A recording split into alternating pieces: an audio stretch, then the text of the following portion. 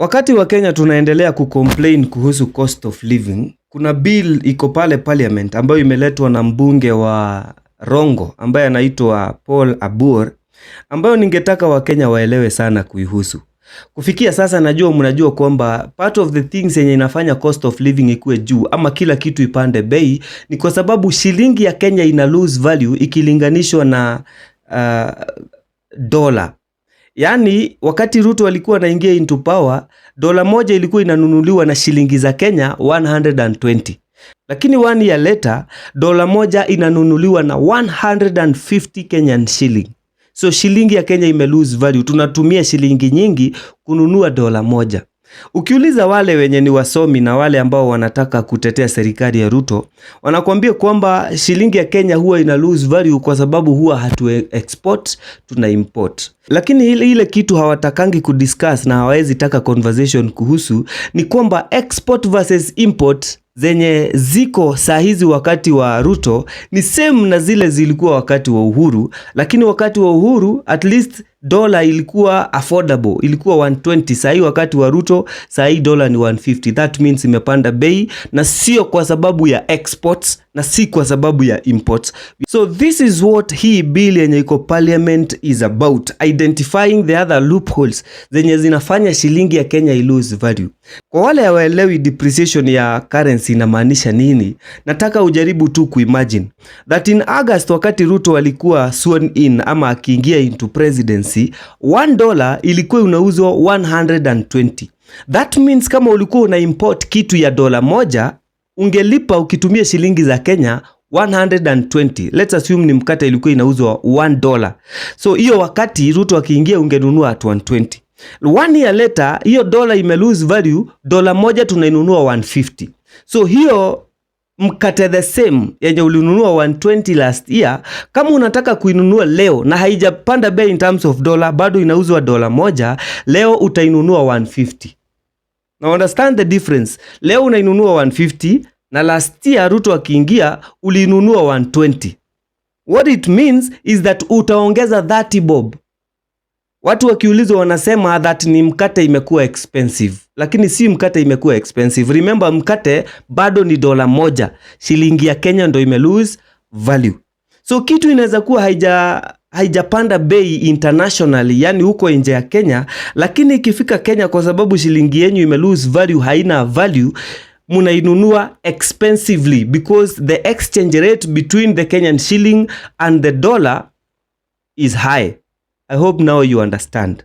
So hii bill yenye iniletwa kwa parliament inaitwa the Forex Holding Criminalization Act of 2023. Kwa lugha rahisi, hii bill inasema kama as long as uko ndani ya Kenya, usiruhusiwe kununua dola, yani currency ya America. Usiruhusiwe kununua dola alafu uchukue cash uende ukaiweke kwa nyumba. That is what holding is. Kwa sababu matajiri wamejulikana ama wale wenye wanajua kwamba shilingi ya Kenya ina depreciate in value, wanachukua pesa zao in Kenyan shilling, wanaenda wananunua dola, wanazichukua wanaziweka mahali. Alafu hiyo dola ikipanda bei, wanaenda wanaiuza, wanapata faida. For example, mtu mwenye alijua in 2022 wakati Ruto alikuwa anaingia kwamba shilingi ya Kenya ita lose value, angenunua dola moja aiweke kwa nyumba in dollars. Alafu saa hii 1 year later, dola ikisha appreciate, imekuwa sasa ni 150 vile iko saa hii, kama anataka kujirudishia, kama anataka kuchukua pesa zake in Kenyan shilling, akirudisha hiyo dola mahali alinunua, hatarudishiwa 120. Atarudishiwa na value ya saa hii ambayo ni 150. So that means atakuwa ametengeneza profit ya 30 bob. Now hiyo ni dola moja. Assume huyo mtu alikuwa na dola milioni moja. Atarudishiwa na each dollar itamzalia 30 bob. So that means kama hajachoka na hajafanya kitu yoyote, akirudisha hizo pesa zake atarudi kwa nyumba na 30 million ambazo hajachokea, zilikuwa tu zimekaa mahali kwa bank ama zilikuwa zimekaa tu mahali chini ya kitanda, ameenda tu akabadilisha pesa na akarudishiwa. So kulingana na hii bill, huyu mbunge anasema kwamba hawa matajiri wana take advantage wanachukua hizo dola wanazihold kwa nyumba, alafu wale ambao wanafanya biashara za kuimport vitu na kuexport vitu wakienda kwa bank ama wakienda central bank wanaambiwa kuna shortage ya dola. Niko sure ulisikia juzi wafanye biashara wale international wanasema kuna shortage ya dola, yani dola hazipatikani. Kenya kuna wakati wale wenye wanafanya importation ya vitu, especially wale wanauza mafuta, kuna wakati mafuta ilikuwa expensive na kila kitu ilikuwa inakuwa expensive kwa sababu traders wenye huwa wananunua vitu nje ya nchi, for example China na wapi, Japan, kila mahali walikuwa wanaenda kwa bank wanakosa dollars. So kulikuwa na shortage ya dollars. Na swali ambao ilikuwa inaulizwa ni dollars ziko wapi? Ni sisi huwa hatuna reserve ya kutosha ama nini inafanyika? So according to this bill na vile naielewa ni kwamba dollars zimepotelea kwa mifuko ya watu ambao hawazihitaji. Okay? I don't know how you understand that. So according to this member of parliament Paul Abur, kwa hii bill anasema kwamba Wakenya, as long as uko in the Kenyan economy, it doesn't matter whether you are it doesn't matter kama wewe ni Mkenya ama umekuja kutembea, as long as uko ndani ya Kenyan economy, usitransact using any other currency. Unafaa kutumia the Kenyan shilling kununua kitu yoyote yenye unahitaji. Na kama unataka kitu kutoka nje ya Kenya, either wewe ni trader ama wewe huo una deal na biashara ambayo inahitaji kulipwa na dola ama kulipa na dola, utaruhusiwa kununua dola na kuziweka for a maximum of 45 days. 45 days ikipita unafaa kulipa a tax of 15%. So this bill is trying to discourage anybody from holding the dollar ama kuweka dola wakati yako kwa economy ya Kenya. Okay? I don't know how you feel about that, but watu wengi ambao wana deal na especially wale wa Bitcoin, wale watu wa cryptocurrency, yani wale wenye wana hold dollars, yani na matajiri ambao wanaweka pesa zao in dollars, wameanza kucomplain na wanasema kwamba ati hii bill kama itapita discourage watu from savings. And there is a specific guy ambaye anaitwa Mumo. I hope you have seen him here on TikTok. A very bright guy and a very good consultant when it comes to Bitcoin and things like that, like those. And I urge you to follow him kama unataka mambo na Bitcoin and if you want to understand about it. So some of the people like him wana complain kwamba hii bill discourage watu from saving. Na anasema kwamba in his wisdom mtu anafaa kuruhusiwa asave vile anataka.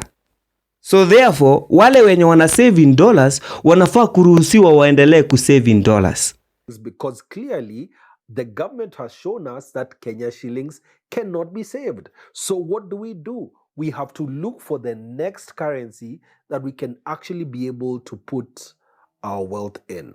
For the majority of people, the US dollar is a better store of value than the Kenya shilling. And this particular bill is intended to criminalize people saving their money in other currencies and not the Kenyan shilling. Nikimalizia nataka niulize Mumo na wale wasomi wenye wanaamini kwamba tunafaa kuruhusiwa kusave in dollars. Now, zile pesa zenye tuko nazo hapa in the Kenyan economy ndio zinafaa kuwa zina circulate within the Kenyan economy, zikifacilitate economic activities, creating employment and creating financial abilities to a lot of Kenyans who are living within the economy. And therefore, kama uko na pesa yako wewe ni tajiri unataka kusave maybe 1 million, unaipeleka kwa bank, tuseme Equity Bank ama Absa ama unapeleka NCBA or any bank of your choice. And then ukipeleka hizo pesa ukiziweka kwa bank haiweki ati hizo pesa zilale. Inauza hizo pesa in forms of loans.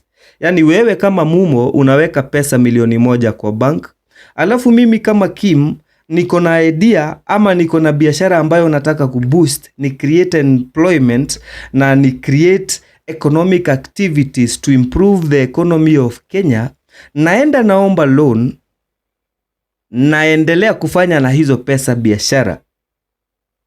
nafanya biashara na hizo pesa, alafu ile kitu yenye naokota naenda bado narudisha kwa hiyo bank na save kwa hiyo bank. Hiyo bank inakopeshea another person, a Kamau somewhere or an Atieno somewhere or a Muthoni somewhere or an Akinyi somewhere. Huyo mtu akikopeshewa anaenda anafanya whatever I did with the money or something different, perhaps creating an economic activities, na hizo pesa zinaendelea kucirculate, and as these economic activities zinafanyika, we continue growing our economy and we continue strengthening our economy, and therefore this is the basic reason why anyone needs to invest or save their money in our local currency. Now, for you to save your money in dollar means that ulichukua pesa ya Kenya, the Kenyan shilling, ukaenda ukanunua dola. So that means pesa za Kenya zikaenda mahali, alafu ukapatiwa in dollars form. Hizo dollars ukakuja ukaziweka chini ya kitanda, ama ukaziweka kwa home bank, ama ukaziweka mahali tu uliziweka, and therefore ukatoa zile the Kenyan shillings zenye ulitumia kununua hizi dola, ukaenda ukazilalisha mahali, haziendelei kucirculate within the Kenyan economy. That means the potential economic activities zenye zingeongezewa na hizi pesa zako, with an idea in mind that these Kenyan shilling are supposed to be circulating within the Kenyan economy. Now this money is not circulating. So what you're doing an economic crime called capital flight, because you're taking our Kenyan economy's capital that we should use to create economic activities, ukaenda ukazificha mahali ama ukazilalisha mahali, wewe ukachukua dola yenye haiwezi tusaidia tukiwa in the Kenyan economy because it is not circulating, ukaziweka chini ya kitanda ama kwa home bank ama mahali uliziweka. And it doesn't matter whether ulienda America direct ukanunua dola ukakuja nazo, ama ulienda Central Bank ukanunua dollars ukakuja nazo ukaziweka chini ya kitanda. Let me explain. If we have 100 people like you, mwenye unachukua pesa unazisave in dollars chini ya kitanda kwako, it means the Central Bank will have to sell a lot of dollars to the Kenyan locals waziweke, and then wale traders wenye wanahitaji kununua zile vitu tunahitaji as Kenyans from outside the world, for example kampuni za mafuta ya kupika who go to buy palm oil from countries outside, for example in Russia or in any other place, wakienda Central Bank kujaribu kupata dollars zenye wanafaa kununua raw materials from outside countries, nazo wanakuta Central Bank iliuzia a lot of Kenyan locals, wakazihold ama wakazieka chini ya kitanda wakingoja hiyo dola i-appreciate.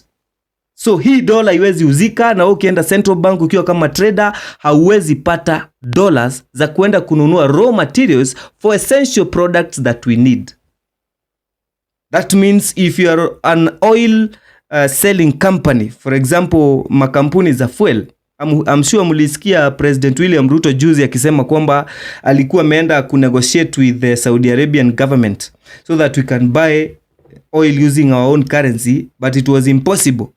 He was only allowed a grace period of 6 months akuwa ameokota dollars za kutosha walipe after 6 months.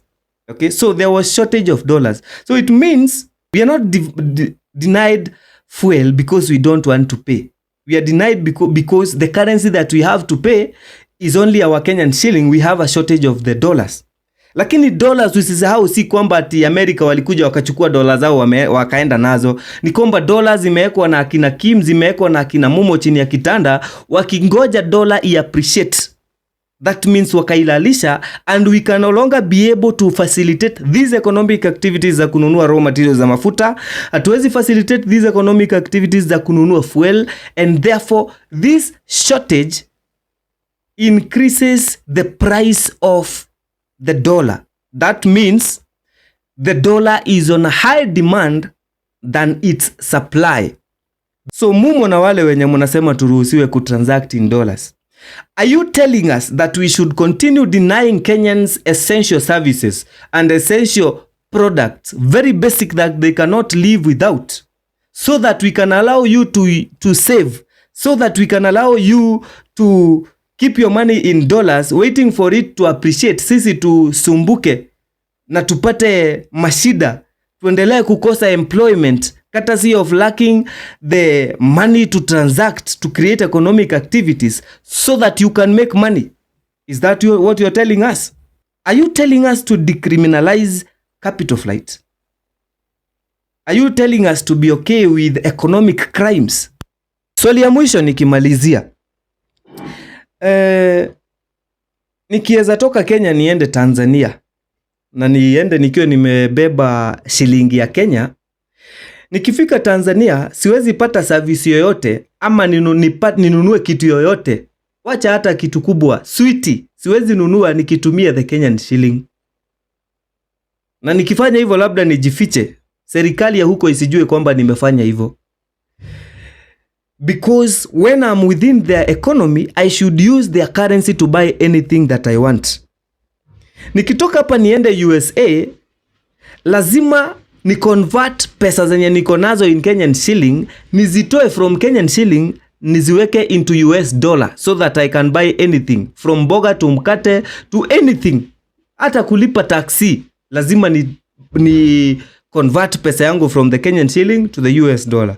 Nikienda Japan lazima nibadilishe ikuwe Japanese yen. Nikienda India lazima ninunue rupees. Nikienda wapi lazima nibadilishe my own currency from my currency to their currency, because their economy understands that currency and their economy only allows that currency to as a medium of exchange. You know, every economy is different based on their currency. And an economy is as good as its currency. An economy is said to be strong if their currency is strong. So therefore, everyone strives to make sure that they have a strong economy. Therefore, you strive to make sure that you have a strong currency. Okay? So if nikienda USA ndio nipate kununua kitu ama nipate service yote, lazima nibadilishe pesa yangu from the Kenyan shilling to US dollar. Why do you guys want us to allow people from United States of America to come with their US dollar na wanunue kitu yote from the Kenyan economy using their currency? Why? If you think their currency is so special, na hapa sasa nitaleta feelings. If the US currency is very special and it should be allowed to circulate and be used as a medium of exchange in the Kenyan economy, why do we then have the Kenyan shilling? Why should we have the Kenyan shilling? Why do we have a currency for the wealthy and a currency for the poor? That wale maskini watumie the Kenyan shilling na wale matajiri watumie the dollar. Nimesema nitaleta feeling na allow me to bring them here. Is that what you're telling us? Are you telling us that we did not need the Kenyan shilling? That we can put our economy to be run by the dollar and using the dollar? Are you telling us to abolish the Kenyan shilling? Maswali ni hayo tu. Hii bill iko parliament, it is being discussed. I know a lot of members of parliament will not be okay with this. I know this bill will not pass. This bill cannot pass because some of these people who are supposed to pass this bill are the members of parliament wenye wanaiba pesa kwa serikali alafu wanaziinvest in dollars so that wasishikwe, wasizipeleke kwa bank zetu waulizwe walitoa wapi, wasinunue kitu hapa Kenya, wanunue labda tuseme ni manyumba alafu waulizwe zile pesa ulijenga nazo ulizitoa wapi. So the option that they have is to buy the US dollar, waziweke kwa nyumba ama wachukue hizo pesa waende waka-invest somewhere outside the country where they will invest in dollars. Kwanza wasishikwe na serikali na pesa zao zisi lose value, kwa sababu wanajua as long as they will save in the Kenyan shilling, pesa zita lose value. This bill cannot pass because it is some of these people who are supposed to sponsor it ndio ipite maskini asaidike. Some of them ndio wanaeka hizo pesa hivyo na ndio wana control the inflation, ndio wana control the currency value. Wanataka i-depreciate, wanataka US dollar ikue more expensive so that they can be able to sell their dollars and get unjustified profit. So this bill may not see the light of the day. So I'm sorry, Mr. Paul Abor, the Honorable MP for Rongo. Your bill may not pass, but if it passes, it's an advantage and it's a big win for the Kenyan hustlers who don't deal with dollars and the Kenyan hustlers who want their currency to be strong. Kama huja subscribe kwa YouTube yangu, enda YouTube unitafute, naitwa Kim Explains. I do explain some of these things in a simple language kama vile umesikia. So thank you, share this video.